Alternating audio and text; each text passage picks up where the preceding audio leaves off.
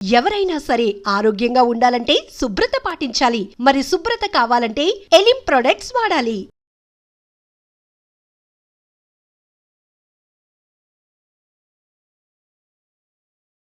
స్వామీజీ, చాలా మందిలో ఒక సందేహం ఉంటుంది. ఏంటంటే పూజలు చేసేవాళ్ళు ఎక్కువగా మాంసాహారం తిని చేసే వాళ్ళ పూజల కన్నా శాకాహారం తిని చేసే వాళ్ళ పూజలు ఎక్కువగా ఫలిస్తుంటాయి అని చెప్పి అనుకుంటూ ఉంటారు. నిజంగా ఇది నమ్మొచ్చంటారా? అంటే ఇది సాధారణంగా చాలా మందికి ఉన్నటువంటి సమస్య. హ్మ్. మాంసాహారం తింటే పూజలు చేయవచ్చా? చేయకూడదా? శాకాహారం మాత్రమే చేయాలా? అంటే మీ ఆహారం ఏదైనా తీసుకోండి. హ్మ్. కానీ ఆహారం తామసిక ఆహారం, రాజసిక ఆహారం, సాత్విక ఆహారం అని 3 రకాల ఆహారాలు ఉంటాయి. హ్మ్. సాత్వికమైనటువంటి ఆహారం తీసుకుంటే ఏమవుతుందంటే కొంచెం త్వరగా జీర్ణమయ్యి, ఇప్పుడు లోడ్ పెరక్క సహజంగా జీర్ణమయ్యి నిద్ర రాకుండా నిద్ర వచ్చిందనుకో మీరు కాన్సన్ట్రేట్ చేయలేరు. దేని మీద మనసు నిలవదు. అవును. ఆ ప్రాతిపదికన ఆహారం మీకు కొంచెం ముఖ్యమైనటువంటి కార్యాలు చేసేటప్పుడు సాధనకు సంబంధించినటువంటి విషయాల్లో సాత్విక ఆహారం తీసుకుంటే హ్మ్. దానివలన స్థిరత్వం వస్తుంది. మానసిక స్థిరత్వం వస్తుంది. ఓకే. స్థిరత్వం కలిగిన వాళ్ళే లక్ష్యాన్ని సాధించగలుగుతారు. హ్మ్. అయితే మీరు పెద్ద పెద్ద యోగులైపోవాలి, ఏదో పూజ చేసుకునే వాళ్ళు మనసు నిలవదు కాబట్టి నిలపడం కోసమని అది పెట్టారు కానీ రిస్ట్రిక్షన్. హ్మ్. ఒకవేళ నీవు మీ ఆహారం తింటేనే ఈజీగా డైజెస్ట్ అవుతుందండి, నేను తోటకూర తింటేనేమో అరగట్లేదు, నాకు గ్యాస్ వచ్చేస్తుందని చాలామంది అంటారు. ఎందుకంటే సాత్విక ఆహారం నీ డిఎన్ఏ తినేటటువంటి సింహానికి గడ్డి పెడితే ఆవు కాదు. ఓకే. అంచేత మీరు అందరూ non vegetarian based DNA hormonal releases అంటే సిక్రెషన్ ఉన్నప్పుడు కొందరికి మాంసం ఏమో త్వరగా అరుగుతుంది, తింటే హుషారుగా ఉంటారు. అదే ఈ ఏదో ప్రసాదం పేరుతో అవి ఇవి పెడితే హుషారు ఉండదు, నిద్ర వచ్చేస్తుంటుంది వీళ్ళకి. అందుగురించి డైట్ అనేది కామన్ డైట్ అంటూ ఏది లేదు. అందుకు కాలమాన దేశ పరిస్థితులను బట్టి మీకు ఆహారం నిర్దేశించబడుతుంది. దాని కులం, జాతి, మతం అన్నీ ఉంటాయి. కాబట్టి ఎవరెవరు అంటే జాతి అంటే కులం అంటే ఇవన్నీ ఏమిటంటే వృత్తులు. అవి అలా విడదీసి విచక్షణతో చూడకుండా పెద్దగాను ఏ కులం వృత్తి వారు ఆ పని చేస్తారు. ఆ పనికి సంబంధించిన డైట్ ప్రకృతి ఏర్పాటు చేస్తుంది. అంటే ప్రకృతిలోనే వాళ్ళకి అది తినాలనిపిస్తుంది. అందుకని మీ శరీరం ఏది చెబుతుందో దాన్ని జాగ్రత్తగా విజ్ఞతతో విశ్లేషించి మీ డైట్ నిర్ణయించుకోండి. ఎవరో అది తినమన్నారు, ఇది తినమన్నారు, ఏంటమ్మా మిల్లెట్లు తినమన్నారు, బుల్లెట్లు తినమన్నారు, అలా తినకండి. మీ శరీరానికి దానికి న్యాయం తెలుసు. మీరు ఏ సాధన చేస్తున్నారో మీ శరీరానికి తెలుసు. కాబట్టి ఏ వృత్తి చేస్తున్నారు ఆ వృత్తికి సంబంధించిందే అడుగుతుంది శరీరం. ఓకే. అంటే తప్పు లేదంటారా మాంసాహారం తీసుకోవడం? మాంసాహారం అదే చెప్తున్నా, మీరు అందరూ యోగులు కాదు. మీరు లక్ష్యమైనటువంటి మోక్షాన్ని సాధించడానికి ఏ సాధనలు ఉన్నాయో ఆ సాధనకు సంబంధించిన భోజనం చేయాలి. ఓకే. అందుకే మనకి ఇప్పుడు ఈ దేవికి ఈ నవరాత్రులు చూడండి, ఒక్కొక్క దేవికి ఒక్కొక్క రకమైనటువంటి ఆహారం పెడుతున్నారు. మరి అందరికి కామన్ డైట్ పెట్టచ్చు కదా. అన్నీ తోటకూర కాళ్ళు పెట్టేయచ్చు కదా మొత్తానికి దేవికి. ఒక్కొక్క దేవికి ఒక్కొక్క ఆహారం, ఆ నైవేద్యం. అలాగ ఏ పని చేస్తుందో ఆ దేవి అప్పుడు ఈ దేవి ఆ దేవి ఏ పని చేస్తుందో ఆ పనికి తగినటువంటి ఆహారం మీరు సెలెక్ట్ చేసుకోవాలి. అంతేగాని మీరు చేసేటటువంటి వృత్తి ఏది దాన్ని బట్టి ఆహారం ఉంటుంది. అలాగే మీరు టిబెట్లో ఉన్నారనుకో, అక్కడ ఉన్నటువంటి సాధకులందరూ కూడా మ్యాక్సిమం మాంసాహారమే తీసుకుంటారు. యోగులందరూ మేము గురుదక్షిణగా కూడా ఇచ్చేది మాంసాహారమే. మాంసాహారమే కాదు, మద్యం కూడా వస్తాం. అక్కడ ఏంటి -డిగ్రీస్లో ఉంటుంది చలి. అప్పుడు మీలాగా ఈ పప్పు అన్నం ఇవి తింటే ఆ లోపలే ఉండిపోతుంది, కరగదు అది. ఎందుకంటే అది కూడా చలవ చేస్తుంది కాబట్టి. -డిగ్రీలు ప్లస్ చలవ చేసే ఆహారం ఈజ్ఈక్వల్ టు మరణం. అంచేత అక్కడ వేడెక్కించేటటువంటి ఆహారం కావాలి. తీసుకోవాలి. అక్కడ యాక్ మాంసం, యాక్ ఉంటుంది కదా, యాక్ మాంసం ఉంటుంది. అలాగే మనకి ఈ డ్రై ఫిష్ అంటే యాక్ యొక్క చర్మాన్ని పలచగా కోసి అవి ఎండబెడతారు. ఎండబెట్టి అవి దాచుకుని అవి తింటారు. ఇలాంటి అంటే ప్రాంతాన్ని బట్టి మీ యొక్క డిఎన్ఏ అంటే మీ కులం ఆరిజిన్ బట్టి మీ ఆహారం నిర్దేశించుకుని మీ శరీరంలో ఏ ఆహారం అయితే మీకు ఉపయోగపడుతుందో, ఏది శక్తినిస్తుందో ఆయా ఆహారం తీసుకోండి. అందరూ శాకాహారం తీసుకుంటే శాఖలే దొరకకుండా పోతాయి. రేపు వద్దుట వంకాయ ఖరీదు చాలా ఎక్కువ అవుతుంది. అందుగురించి ఇది కూడా ఒక రకంగా సామాజికమైనటువంటి సమాజంలో ఉన్నటువంటి వ్యక్తులు ఆహారం ఒకటే తిన్నారనుకో దాని రేటు పెరిగిపోతుంది. అందుగురించి చూడండి, నిమ్న వర్గాలకి కింద అంటే తక్కువ ఆదాయం అంటే అల్పాదాయ వర్గాలందరికీ కూడాను బీఫ్ వాడడం మొదలుపెట్టారు. ఎందుకంటే 5 రూపాయలకి ఎంత మొక్క వస్తుంది, తక్కువ ధరలో అవకాశం ఉంటుంది రావడానికి. అర్థమవుతుందా? అది మాంసమే, ఇది మాంసం, అన్ని మాంసమే. దాంట్లో వేరే ప్రోటీన్స్ వేరే వేరే రకాలుగా ఉండవు. మాంసం అంటే ఏ మాంసమైనా ఒకటే. శాఖలు అంటే దాంట్లో కొంచెం చిన్న డిఫరెన్సెస్ ఉంటాయి. అంచేత ఆహారం అనేది సమాజంలో ఉన్నటువంటి వ్యక్తులు ఒకే ఆహారం మీద పడ్డారు. మిల్లెట్స్ అన్నాను, మిల్లెట్స్ రేటు పెరిగిపోతాయి. చూడండి, ఫ్యాషన్ అనమాట, అందరూ మిల్లెట్స్ తింటారు, మిల్లెట్స్ రేటు పెరిగిపోతుంది. మరి మిగతా వాళ్ళు పండించిన పంటలన్నీ కూడా వాళ్ళకి. అందుకు సమాజాన్ని బ్యాలెన్స్ చేయడానికి ఆహారం ఫుడ్ డివిజన్ చేశారు. కొందరు శాకాహారులు, కొందరు మాంసాహారులు, అన్నీ అంతే. వర్క్ డివిజన్ లాంటిదే. వర్క్ డివిజనే కులాలు. ఏంటి కులాలు అంటే వర్క్ డివిజన్. సమాజంలో అందరూ బ్రాహ్మణులు అయిపోతే అందరూ మంత్రాలు చదివితే పండించేవాడు ఎవడు? అర్థమవుతుందా? కొండ చేసేవాడు ఎవడు? అందుకే కమ్మరి కుమ్మరి కంసాలి సాలి అని వర్క్ డివిజన్ చేశారు.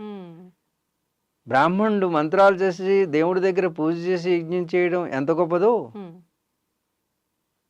చెప్పులు కుట్టేటటువంటి వాడు చెప్పులు కుట్టి వాడి యజ్ఞాన్ని వాడి చేస్తున్నాడు.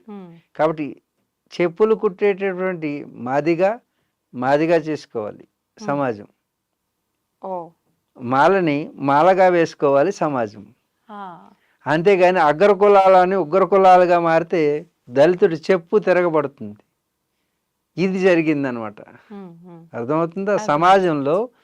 సమాజంలో ఉన్నటువంటి అగ్ర కులాలు కింద నీచు కులం అనేది లేదు. కులాలన్నీ సమానమే. ఈ కులాలన్నీ కూడా సమాజాన్ని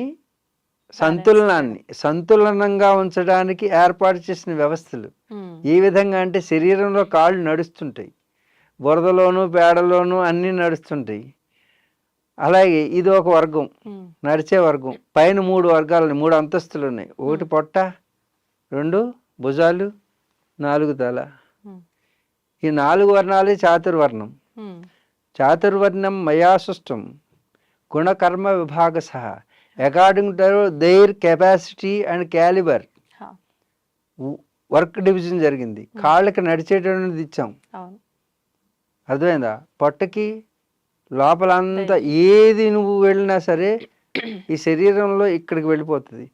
వెళ్ళిన తర్వాత గోరికి ఏం కావాలి, కంటికి ఏం కావాలి, కంటి రెప్పకి ఏం కావాలి, నల్లగుడ్డుకి ఏం కావాలి, తెల్లగుడ్డుకి ఏం కావాలి, చెవికి ఏం కావాలి, పన్నుకి ఏం కావాలి, ఎముకకి ఏం కావాలి, గోరికి ఏం కావాలి. నఖశిఖ పర్యంతం అంటే నఖ శిఖ అంటే ఈ యొక్క ఎంట్రుక నుంచి కాలిగోటు వరకు దేనికి ఏది కావాలి, ఏదైనా నువ్వు తిన్ను. దాంట్లో ఇవన్నీ విభజించి సమానంగా పంచేది, వ్యాపారం చేసేది ఇది వైశ్య. ఏంటి? వైశ్యులు. అర్థమైందా? ఈ కింద దళితులు, అగ్రవర్ణాలు మోసుకు తిరుగుతున్నటువంటి దళితులు ఎవరు? దానికి ఆ కెపాసిటీ ఉంది, ఆ వర్క్ చేస్తుంది. బాహువులు క్షేత్రం అనే శరీరాన్ని ఆయుధములుగా మార్చి, క్షాత్రములుగా మార్చి ఈ క్షేత్రాన్ని సంరక్షించుకునే బాధ్యత కలిగినవి భుజబలం. క్షత్రియుడు, బ్రాహ్మణుడు బ్రహ్మ జ్ఞానాన్ని అవపాసించి కళ్ళ ద్వారానే జ్ఞానం, చెవుల ద్వారా జ్ఞానం, నాలుక ద్వారా జ్ఞానం, స్పర్శ ద్వారా జ్ఞానం, ఈ యొక్క వాసన ద్వారా జ్ఞానాన్ని లోపల పెట్టుకుని పైన కూర్చుంటుంది. వీడు బ్రాహ్మణుడు. ఇప్పుడు చెప్పండి, కులాలు ఎక్కడున్నాయంటే నీ శరీరంలో ఉన్నాయి. నీ శరీరంలో కాళ్ళకి రిజర్వేషన్ కల్పించు ఒకసారి, ఉమ్, కల్పిస్తే ఏమవుతుంది? అందుకు రిజర్వేషన్ అడగడం కాదు, మనలో రాజకీయ నాయకులు నీ కాళ్ళు వేరు, చిచ్చిచి అవి బురదలో ఉంటాయి వాటిని ముట్టుకోకంటే. కానీ ఒక గురువు ఏం చేస్తాడు, నేను వచ్చిన వెంటనే అక్కడ నమస్కారం పెట్టమంటాడు, కాళ్ళు. ముఖానికి పెడతావా? అందుకే భారతీయ సాంప్రదాయంలో ముందు సమాజంలో ఉన్నటువంటి దళితుల్ని నమస్కారం చేసుకోండి. ఈ సంస్కారం వస్తే ఈ యొక్క ప్రపంచం విశ్వశాంతితో ఉంటుంది. ఉమ్, ముందు ఎవరైతే కష్టపడేటువంటి వర్గం ఉందో, ఈరోజు తిండి అందుతుందంటే మనకి కాళ్ళకి రక్షణ ఉందంటే ఆ రక్షణకి ఏర్పాటు చేసినటువంటి మాదిగానే మాదిగా చేసుకునే సంస్కృతి అగ్ర కులాలకు ఉండాలి. కానీ అగ్ర కులాలు ఉగ్ర కులాలైతే దళిత జాతి తిరగబడుతుంది. అదే జరుగుతున్నది ఇప్పుడు ఈ భారతంలో. కాబట్టి చాతుర్వర్ణ్యం మయా సృష్టానికి అర్థం మారిపోయి ఒకరినొకరు అంటే కాళ్ళు నరికేసుకునేవాడు కాళ్ళు వచ్చి ముఖాన్ని తండడం, ముఖం వచ్చి కాళ్ళని తండడం. అంటే శరీరంలోనే సమాజం అనేటువంటి శరీరంలో 4 వర్ణాల పేరు చెప్పి కాలు వేరు చిచి అది కింద నడిచేది అని విభజించారు. మన దేశాన్ని విభజించేటటువంటి ఎవరూ రాలేదు, కానీ బ్రిటిష్ వాళ్ళు వచ్చి ఈ జాతి ఎప్పటికీ విడిపోదు కాబట్టి వీళ్ళలో కులాలు చిచ్చు రగలించాలని కాళ్ళని వేరు చేసి పట్టణ వైశ్యులని శత్రు ఈ ముగ్గురిని నువ్వు మోసుకు తిరుగుతున్నావని కింద ఎక్కువగా లాంగ్ శరీరానికి ఎక్కువ పొడవు ఉండేది కాళ్ళు. ఈ జాతిని రెచ్చగొట్టి ఈ పై వ్యవస్థని కూలగొట్టారనమాట. అప్పుడు మనలో స్ప్లిట్ వచ్చింది, తద్వారా వాళ్ళు ఏలుకునే అవకాశం ఉంది. ఇదే విధంగా చతుర్వర్ణాలని విడదీసి మనం విడదీయడానికి లేనటువంటి సనాతన ధర్మాన్ని ఆచరించేవాళ్ళం. మనం అన్నీ ఒకటే శరీరం అనే భావనలో ఉండేవాళ్ళం. అందుకే కాళ్ళకి నమస్కారం చేసే సంస్కారాన్ని నేర్పాము. కాళ్ళకి నమస్కారం చేయడం అంటే నిజంగా కూడా ఈ అగ్రవర్ణాలు దళిత వర్గాల్లో బాధపడుతున్నారంటే అన్టచబిలిటీ, అంటరానితనం. మరి మీ శరీరంలో ముందు ఎక్కడ తోముతావు? ముఖం ఒకటో తోముకుంటూ కూర్చుంటావు, కాళ్ళు కూడా తోముతావా లేదా? అందుకు పైన ఉన్న చేతులు తన చేతలతో కింద ఉన్నటువంటి కాళ్ళని తోముతున్నాయే. అలాగే ఈ సమాజంలో ఉన్నటువంటి అగ్రకులాలన్నీ కూడా కింద ఉన్నటువంటి కాళ్ళకి నమస్కారం చేయడం అక్కడి నుంచి that is the base of your livelihood. నీ జీవితానికి నిన్ను నడిపించేటువంటి శక్తి దళితులని తెలుసుకో. పైన ఉన్నటువంటి అగ్రకులాలన్నీ కూడా దళితులని ప్రేమగా చూడండి. వారికేమీ మీరు వాళ్ళని ప్రేమగా చూసి సమాజంలో భాగంగా చూడండి, అన్టచబుల్గా చూడకూడదు. ప్రథమంగా వాళ్ళకి నమస్కారం చేసే సంస్కారం నేర్చుకున్నప్పుడు సమాజంలో ఈ సంతులత దెబ్బతిందదు. కులాలు జాతులు అంతం కావాలంటే అంతమవుతుంటే ఎవరి కులాన్ని వాళ్ళు గౌరవించేటటువంటి విధంగా గౌరవప్రదమైనటువంటి వృత్తిగా చూడండి. ఇప్పటి వరకు అశ్రద్ధ జరిగింది వాళ్ళ మీద, కానీ ఇప్పుడు చూడండి కొండ ఖరీదు ఎంత అయింది. మళ్ళీ రాబోయే రోజుల్లో మీకు ఉన్నటువంటి స్టీల్ పాత్ర కంటే కొండ ఖరీదే ఎక్కువ అవుతుంది. అలాగే మీరు మొన్నటి వరకు 5 రూపాయలు గడ్డం గీయడానికి ఇచ్చేవారు, చులకనగా చూసేవారు. ఇప్పుడు 500 ఇస్తేనే గడ్డం గీయరు వాళ్ళు. కాబట్టి అదే వృత్తి తిరిగి పునరావృతమై అది పైకి వెళ్తుంది, ఇది కిందకి వెళ్తుంది. అందుకే మీకు చెప్పినది ఏంటంటే సైకిల్లో బంధించబడుతూ ఉంటుంది. ఒకసారి పైకి ఇది వస్తుంది, ఇట్స్ కామన్. ఓకే స్వామీజీ, ఇంకొకటి మాంసాహారం అంటే ఎవరి వృత్తిని బట్టి దాన్ని బట్టి వాళ్ళు తింటుంటారు. ఓకే, అయితే చాలా మందిలో ఏంటంటే మాంసాహారం తిన్న తర్వాత ఎన్ని గంటల తర్వాత మనం పూజలు చేసుకోవచ్చు, ఏదైనా పూజ వ్రతం లాంటివి ఉన్నాయి అంటే మెయిన్ అమ్మ మాంసాహారం తిన్న దేవుళ్ళు కూడా ఉన్నారు. మన దేవుళ్ళుగా చెప్పుకునే వాళ్ళు కూడా మాంసాహారాన్ని భుజించినట్టు శాస్త్రాల్లో ఉంటుంది. అవునా? అరణ్యకాండలో చూసినా అక్కడ చూసినా రామాయణంలో కూడా ఉంటుంది. కాబట్టి అక్కడ రాముడు క్షత్రియుడు, క్షత్రియ భోజనం చేస్తాడు. క్షత్రియ హోటళ్ళు ఏముంటాయి? రాజుల భోజనం హోటళ్ళు ఉన్నాయా? ఇక్కడ రాజుల భోజనం అని రాస్తారు కదా, రాజుల భోజనమే రాజులు తింటారు. కాబట్టి రాజుగా ఉండాలంటే క్షేత్రాన్ని సంరక్షించాలంటే శారీరక దార్ఢ్యం పెంచుకోవాలి. మానసిక బుద్ధి రెండు కలిసి కాంబినేషన్కి సంబంధించిన ఫుడ్ తింటారు. అంటే బుద్ధి వికాసానికి, శారీర దార్ఢ్యానికి. మిలిటరీ వాళ్ళకి పప్పు పెట్టండి, ఇంక పడుకుంటారు వాళ్ళు. యుద్ధం చేసేవాడికి ఏం చేయాలి? సిద్ధం చేయాలి. కాబట్టి మాంసాహారం వాళ్ళ అలా వృత్తిని బట్టి ఈ యొక్క ఆహార విభజన జరిగింది. హ్మ్. ఏ ఏ వృత్తి వారు ఏ ఏ ఆహార ఏ కులం వారు, కులం అంటే వృత్తి, హ్మ్. వారి యొక్క జాబ్, హ్మ్. ఆ జాబ్ని బట్టి ఆహారం ఉంటుంది. హ్మ్. అయితే పూజ చేసేటప్పుడు మాత్రం కొంచెం తామసికంగా నిద్ర ఆవహిస్తుంది. ఎందుకంటే మామూలు పప్పు వాటికి రుచి కంటే కూడా ఇది మత్తునిస్తుంది. డోపమైన్ అంటే ప్లెజర్ని క్రియేట్ చేస్తుంది. హ్మ్. ప్లెజర్ అంటే చూడు, ఆ చిన్న సుఖం కోసం జీవితాంతం కష్టాలు అనిపిస్తారు. అవును. అందుకు చిన్న సుఖం ఆ కాసేపు నాలుగు దాకితే వరకు హ్మ్.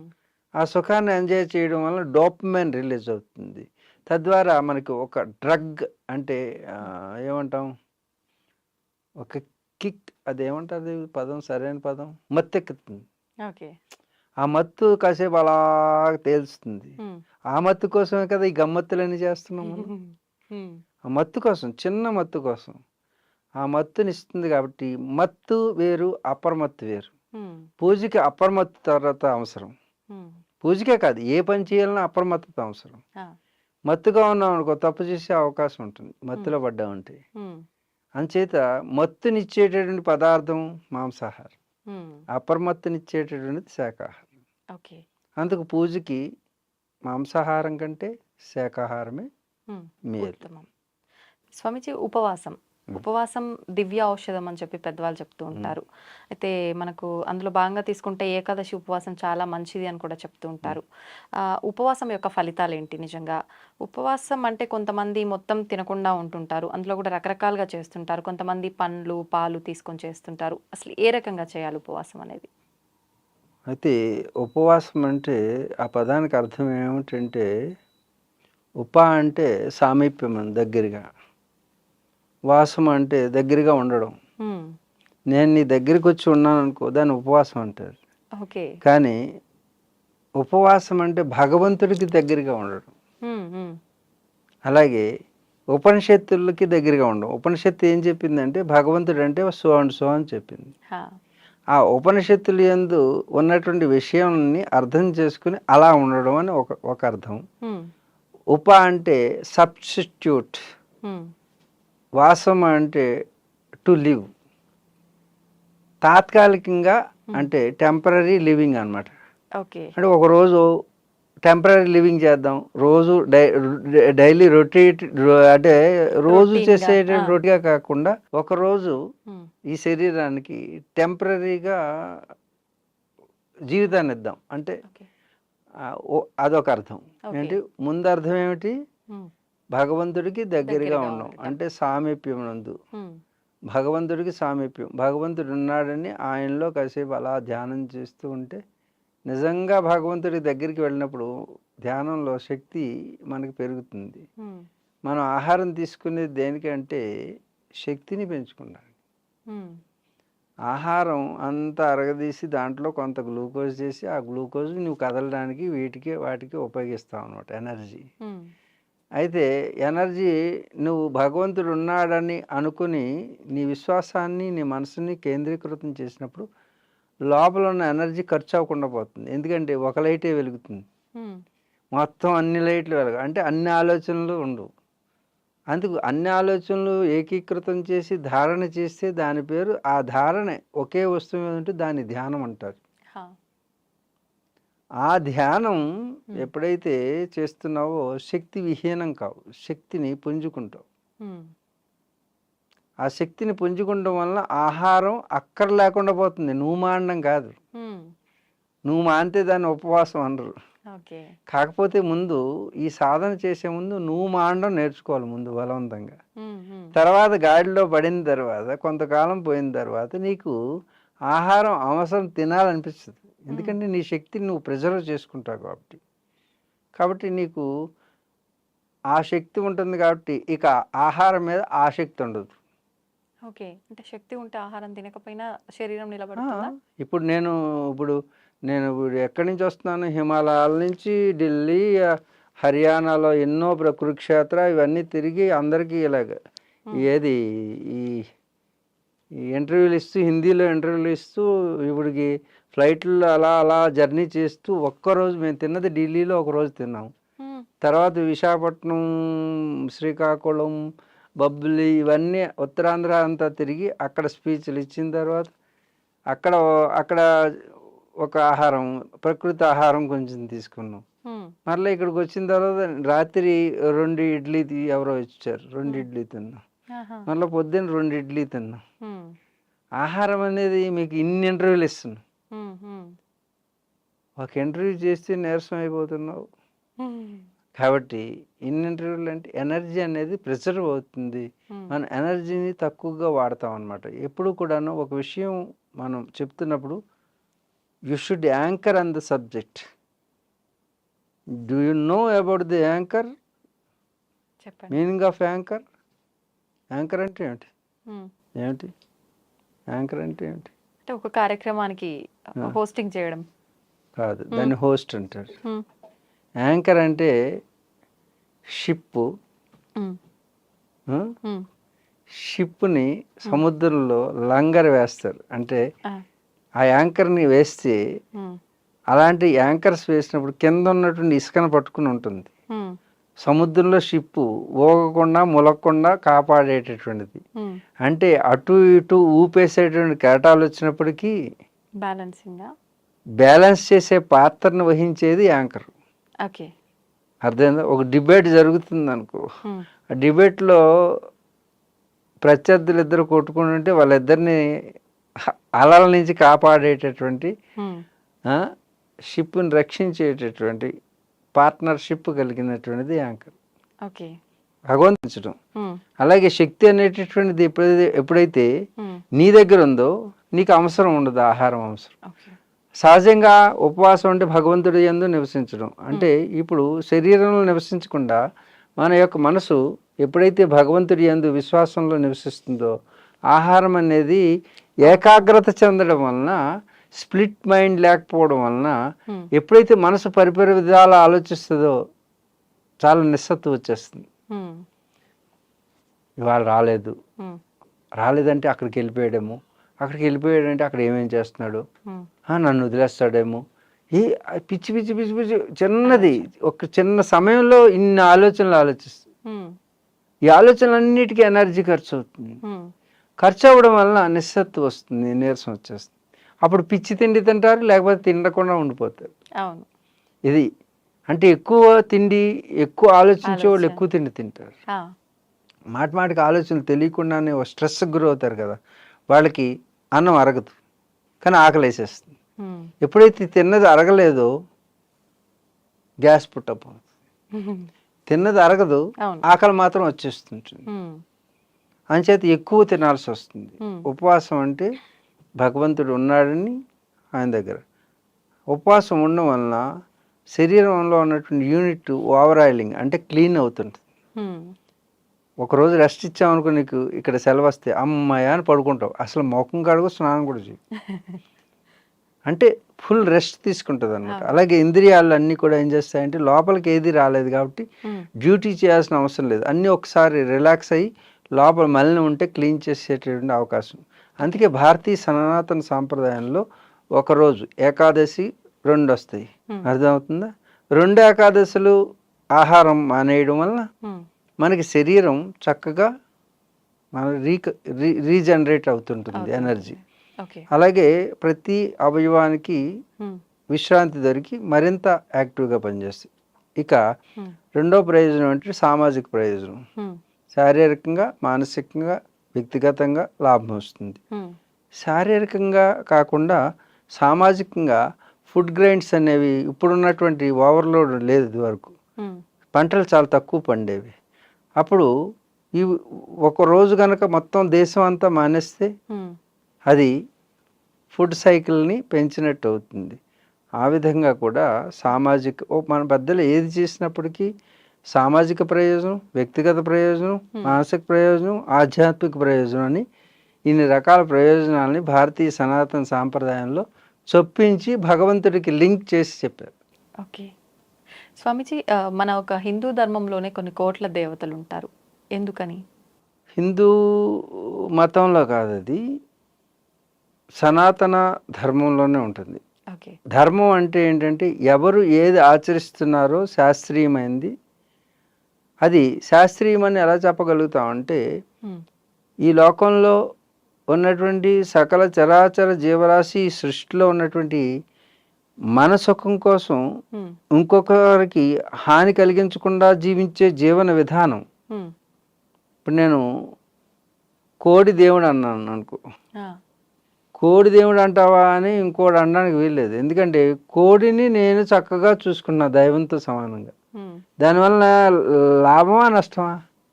నష్టము లేదు. అట్లని లాభము ఉండదు. ఆహా! లాభం ఇప్పుడు దానికి దానికి నష్టం ఏం చేయట్లే మనం. హ్మ్. హ్మ్. అలాగే సమాజానికి కూడా నష్టం చేయట్లేదు మనం. అవును. అవును. సాటి ప్రాణిని జాగ్రత్తగా చూసుకుంటున్నాం. అంతే.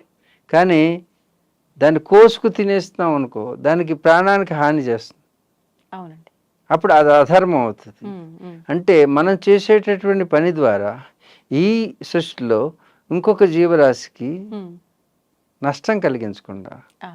అయితే అస్సలు నష్టం కలిగించకూడదా అంటే ఒక జీవి జీవించడానికి తనకి ఆహారం అవసరమైనప్పుడు ఇంకొక జీవి మీద దానికంటే చిన్న జీవి మీద ఆధారపడి దాన్ని తీసుకుంటంలో లిమిటేషన్ అంటే పరిధికి మించి కాకుండా పరిధి లోపల ఇది ఒకదానికొకటి సైకిల్లో భాగమే. అంటే లేకపోతే పాము గనక కప్పని మింగకపోతే కప్పలు పెరిగిపోతాయి, హ్మ్. హ్మ్. కప్ప పురుగుని మింగకపోతే. అందుకని కొంత శాతం ఆహార ఫుడ్ చైన్లో ఉంటాయి భాగంగా. ఈ ఓకే. ఫుడ్ చైన్ దాటి ఓవర్గా చేస్తున్నారు అనుకో, హ్మ్. అది పాపం అవుతుంది. హ్మ్. అందుకు ఈ సనాతన ధర్మంలో అన్నిటినీ దేవుడుగా చూడమని పెట్టారన్నమాట.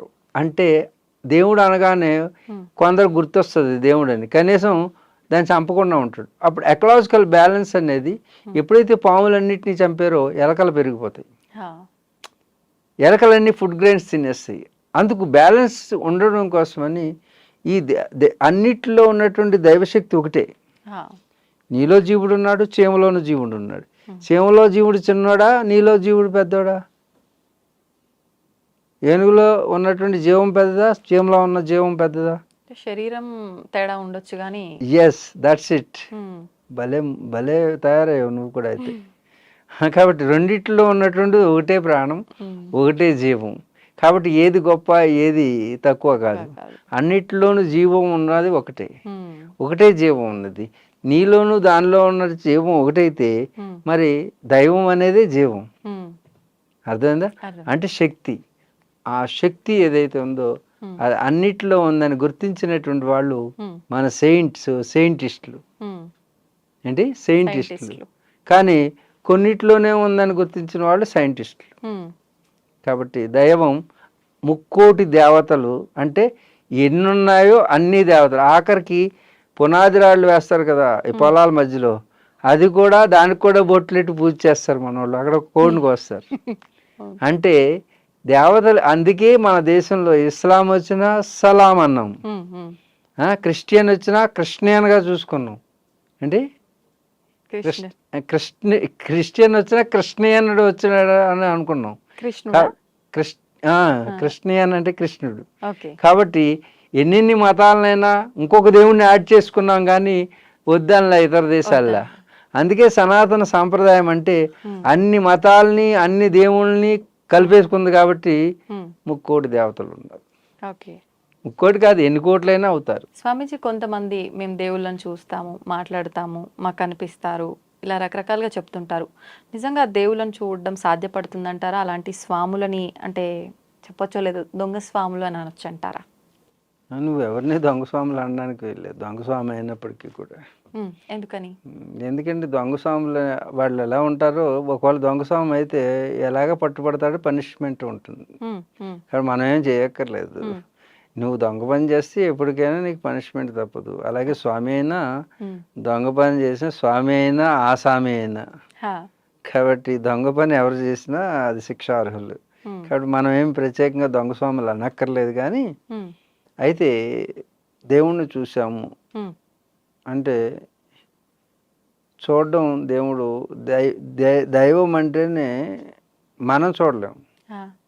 ఒకవేళ ఏ దైవశక్తి అయినా ఫిజికల్ బాడీ ధారణ చేస్తే చూడగలుగుతాం.